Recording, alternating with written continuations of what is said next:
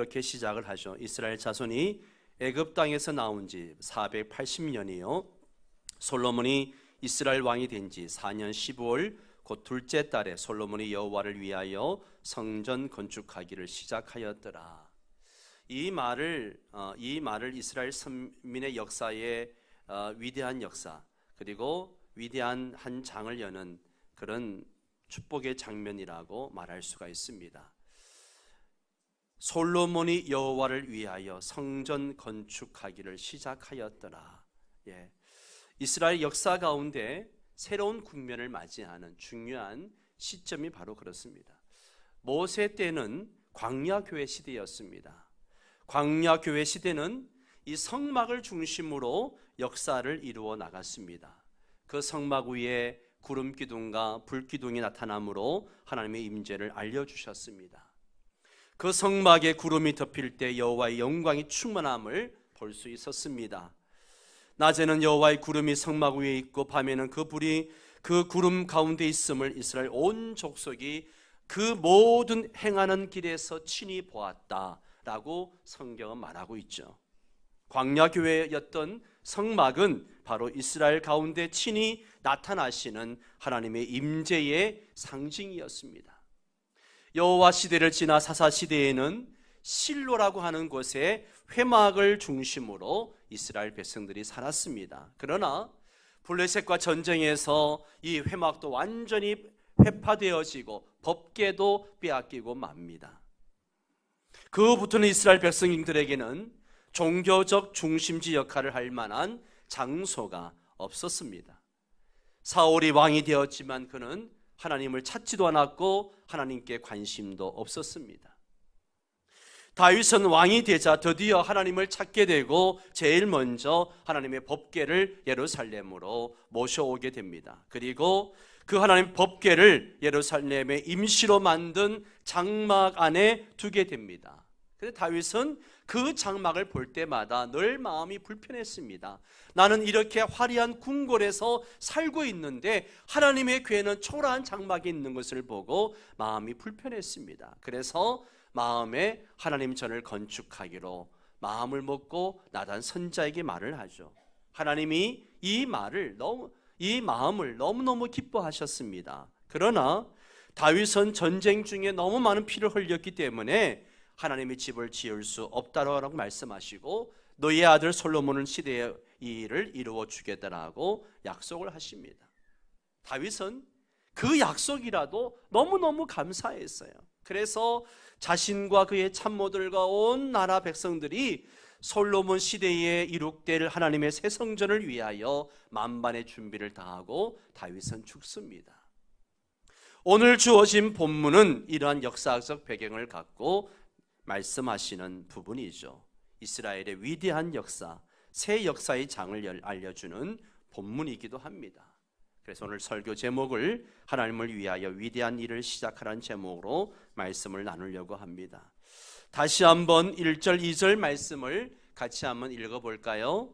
이스라엘 자손이 애굽 땅에서 나온 지 480년이요 솔로몬이 이스라엘 왕이 된 지 4년 15월 곧 둘째 달에 솔로몬이 여호와를 위하여 성전 건축하기를 시작하였더라. 솔로몬 왕이 여호와를 위하여 건축한 성전은 길이가 60규빗이요 너비가 20규빗이요 높이가 30규빗이며.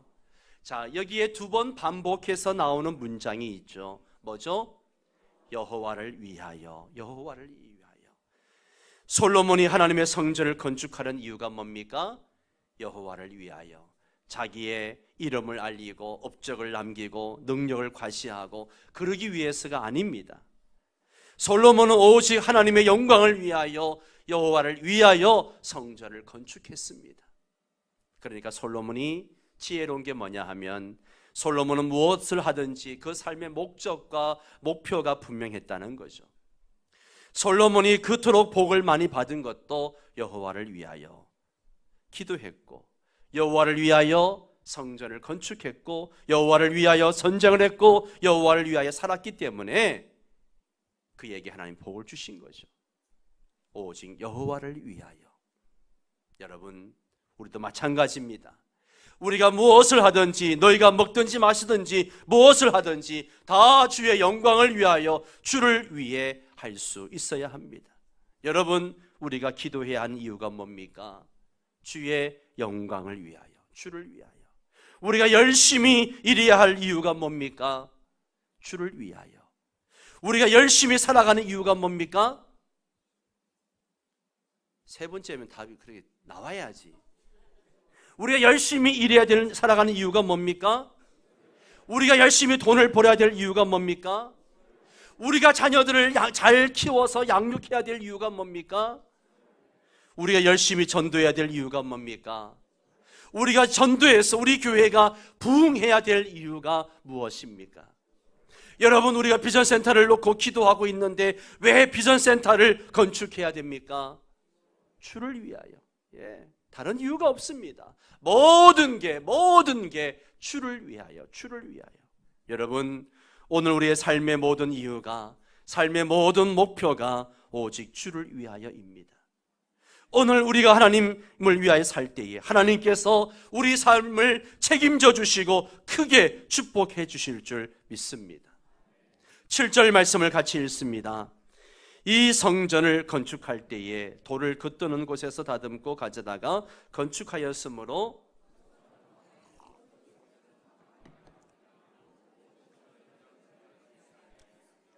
자, 건축하는데 연장 소리가 들리지 않았다라고 이야기합니다.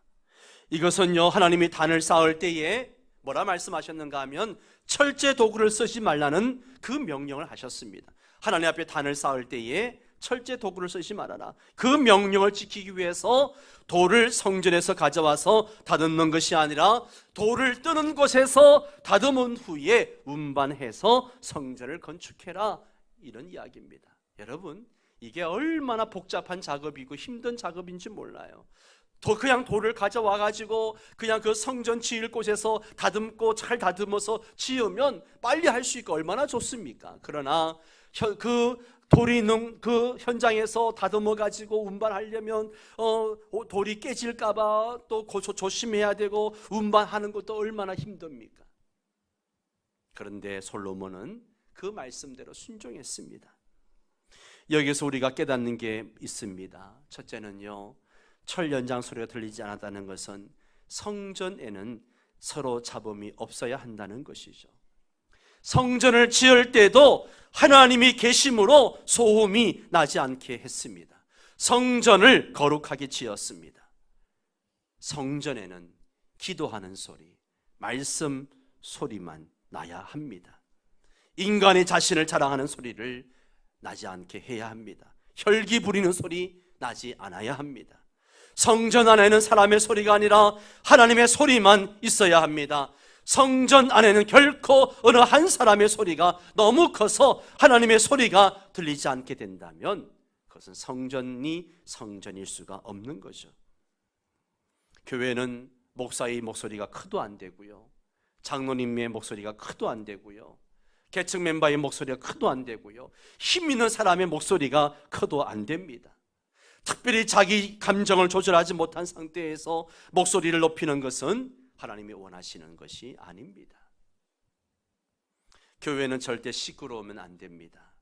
성경에 위대한 일이 있을 때마다 하나의 특징이 있습니다. 그것은 잠잠했다는 것이죠. 이스라엘 백성들이 홍해를 건널 때에 홍해 앞에서 그들이 막 원망하고 했지만 하나님께서 잠잠하라, 하나님께서 하신 일을 봐라 말씀하시면서 잠잠할 것을 명령하셨습니다. 여리고를 함락시킬 때에도 침묵을 명령하셨습니다. 교회는 문제가 많아도 입만 닫고 있으면 쉽게 해결되어지는 게 많습니다.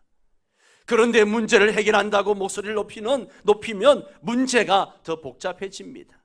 분노하는 것 하나님이 싫어하십니다. 모세는 분노하다가 결국 가나안에 들어가지 못했습니다. 자기 감정 조절 능력이 없는 사람은 교회 중직을 맡으면 안 됩니다. 교회 일을 많이 하는 것보다 중요한 것이 교회를 더 화목하게 하는 것입니다. 아멘입니까? 교회는 오직 하나님의 소리만 들려야 합니다. 혹시 내가 목소리를 높이고 있지 않는지, 목소리를 높이고 싶지는 않는지 늘 자신을 점검해 보시기 바랍니다. 또 한 가지는 솔로몬이 지은 성전을 보면 크기가 그렇게 크지 않습니다. 물론 성막에 비하면 2배 정도 큽니다. 테니스 코트 정도만한 거예요. 그런데 하나님이 이 성전을 너무너무 기뻐하셨습니다. 왜요? 하나님의 성전의 크기를 보시는 게 아니라 순종하는 마음을 보시는 거죠. 하나님의 말씀대로 성전을 건축하기를 원하시더라는 거죠. 여러분, 좋은 교회는 어떤 교회입니까? 건물이 웅장하고 사람들이 많이 모이는 교회가 결코 좋은 교회가 아닙니다. 오직 하나님의 뜻에 순종하는 사람들이 모인 교회가 좋은 교회인 줄 믿습니다. 예수 그리스도를 주인 삼고 그 주님을 닮아가려고 애를 쓰는 교회가 좋은 교회인 줄 믿습니다. 좋은 성도가 어떤 성도입니까? 봉사를 많이 하고 헌금을 많이 하고 뭔가 일을 많이 하고 그런 성도가 아니라 하나님의 뜻에 겸손히 순종할 줄 아는 성도가 좋은 성도입니다. 열심히 바이블 타임을 하고 주신 말씀을 붙들고 묵상하고 그 말씀대로 살아내려고 몸부림치는 그런 성도가 좋은 성도죠. 물론 때로는 말씀대로 살지 못하고 넘어지기도 하고 실패하기도 하고 하지만 다시 일어서서 말씀을 붙잡고 일어서려고 하는 그런 성도가 좋은 성도입니다. 하나님의 말씀대로 순종하며 사는 성도가 좋은 성도인 것이죠. 명성의 모든 성도는 뭐든지 순종하는 성도들 다 되시기 바랍니다. 순종이 제사보다 낫습니다. 마지막으로 11절에 13절 말씀 우리 한번 같이 읽어볼까요? 여호와의 말씀이 솔로몬에게 임하여 이르시되 네가 지금 이 성전을 건축하니 네가 만일 네의 법도를 따르며 내 율례를 행하며 내 모든 계명을 지켜 그대로 행하면 내가 네 아버지 다윗에게 한 말을 네게 확실히 이룰 것이요 내가 또한 이스라엘 자손 가운데에 거하며 내 백성 이스라엘을 버리지 아니하리라. 9절에 솔로몬이 성전을 건축을 마쳤습니다. 하나님께서 너무 기뻐하셨어요. 그러면서 한 가지 당부를 합니다. 그게 뭔가 하면 내 법도를 따르고 내 율례를 행하고 내 모든 계명을 지켜 그대로 행하라는 겁니다. 무슨 말입니까? 하나님의 말씀을 지켜 행하라, 순종하라, 그런 말씀입니다. 그러면 아버지 다윗에게 약속한 바를 너희에게 이루어 주겠다. 그리고 내가 너희를 결코 버리지 않겠다라고 말씀하십니다. 여러분, 여기에 중요한 교훈이 있습니다. 이스라엘 백성은 눈에 보이는 성전만 잘 지으면 하나님이 은혜를 주시는 줄 생각하기 쉽습니다. 성전이 훌륭함으로, 여러분 14절 이하에 보면 솔로몬이 성전 건축할 때 든 금값만 해도 2조 몇천억이 되더라고요. 제가 계산하다가 하도 많아가지고 포기했어요. 얼마나 많은지요. 그렇게 훌륭한 성전을 지으면 하나님께서 그 성전 안에 거하시는 것으로, 이스라엘과 함께 하시는 것으로 생각하기 쉽습니다. 그러나 눈에 보이는 성전보다 더 중요한 것은 그 성전에 오는 사람들입니다. 맞습니까? 그렇습니다. 사람들이 하나님의 말씀에 순종해야 됩니다. 성전에서 말씀을 들어야 되고 기도해야 됩니다. 하나님을 사랑하고 이웃을 사랑해야 됩니다. 그래야 하나님이 그들과 영원히 함께 거하실 수 있습니다. 그러나 후대의 이스라엘 백성들은 성전에서 하나님을 섬기지 않고 우상을 섬겼습니다. 음란한 행위를 했습니다. 하나님은 이스라엘과 함께 하실 수가 없었습니다. 하나님은 철저하게 성전을 파괴해 버리십니다. 오늘날 많은 교회가 교회당 건물을 잘 지어놓고 시험 드는 교회들이 많습니다. 우리 노회 안에도 그런 교회들이 있습니다. 몇십억씩 들여서 교회를 지어놓고 시험 들어 교회가 어려움을 당하고 있습니다. 여러분, 교회당 건물도 중요합니다. 비전센터 중요합니다. 그러나 더 중요한 게 있습니다. 바로 하나님의 말씀을 배우고 그 말씀대로 살아내는 삶이 필요합니다. 이것 없으면 건물은 아무 소용이 없습니다. 말씀대로 사는 성도가 더 우선되어져야 됩니다. 이제 곧 있으면 우리 명성교회가 50주년을 맞이합니다. 50주년을 준비하면서 많은 분들이 비전센터를 이야기합니다. 또 특히 이번 주에는 이 바이블 타임을 하면서 솔로몬 성전 건축에 대한 말씀을 읽으면서 여기저기서 성전 건축에 대한 이야기를 많이 합니다. 저도 비전센터 건축을 앞두고 기도하면서 이 문제를 놓고 묵상하는데 저에게 하나님이 세 가지 비전을 주셨습니다. 제가 작년에 우리 장로님들과 이 비전을 나눴던 적이 있는데요. 첫째는요, 건강한 교회. 건강한 교회. 아니, 비전센터와 건강한 교회가 무슨 상관이 있느냐? 여러분, 건강한 교회는 건물을 이야기하는 것이 아닙니다. 건물만 잘 지었다고 건강한 교회가 되는 것이 아닙니다. 교회는 건물이 아니고 성도들의 모임이 교회입니다. 건강한 교회가 되려면 가장 중요한 것이 말씀 교육, 신앙 교육이 있어야 됩니다. 그리고 말씀과 생활이 일치하는 그런 생활 신앙 훈련이 있어야 됩니다. 그러기 위해서 교육 공간이 절대적으로 필요합니다. 비전센터는 바로 이런 공간이 되어야 합니다. 두 번째 비전은 다음 세대입니다. 하나님께서 우리 교회 다음 세대에 많은 은혜를 주셨습니다. 정말 타 교회에 비해서 주일학교가 많이 부흥하고 교육도 잘 이루어집니다. 그러나 주일학교에 비해서 교육 공간은 턱없이 부족하죠. 주일날만 되면 유초동부는 유초동부대로, 중고동부는 중고동부대로, 청년부는 청년부대로 이 공간 때문에 난립니다. 어른들이 교육 공간을 안 만들어 주니까 주일학교에서 매월 마지막 주 헌금을 비전센터 헌금으로 드린 지가 벌써 몇 년이 되었어요. 그래서 벌써 많은 헌금이 모여 있습니다. 아이들을 볼 때 얼마나 미안한지 몰라요. 어른들이 안 만들어 주니까 야, 우리가 헌금하자 해서 아이들이 헌금을 하고 있습니다. 그런데도 어른들은 지금 콧방귀도 안 끼고 있어요. 예. 아이들이 헌금하고 있는데 어른들은 헌금도 안 해요. 아이, 목사님 헌금하라고 해야지 하죠. 아니, 헌금하라고 한다고 합니까? 예. 여러분이 마음에 소원이 있으면 언제든지 하세요. 예. 이제는 비전센터를 빨리 지어서 다음 세대가 마음껏 공부하고 훈련받을 수 있어야 됩니다. 명성교회에서 배운 아이들이 장차 이 나라의 정치, 경제, 사회, 교육, 문화 모든 분야에 고지를 점령할 수 있어야 돼요. 청와대에도 우리 아이들이 들어가서 근무하고 국회도 나가고 이 나라 경제도 리더해 나가고 교육계도 리더해 나가는 일꾼들을 키워야 됩니다. 아멘입니까? 세 번째는 소통입니다. 여기 소통은 성도들 간의 소통뿐만 아니고 지역과의 소통 모두 포함입니다. 주일만 되면 학생들만 불편한 게 아니고요, 어른들도 공간이 없어서 불편합니다. 성도들끼리 구역 모임을 갖고 싶어도, 기관 모임을 갖고 싶어도, 바이블 타임 모임을 갖고 싶어도 모일 공간이 없어요. 오랜만에 만난 성도와 함께 차 한잔하고 싶어도 차 한잔할 수 있는 공간이 없습니다.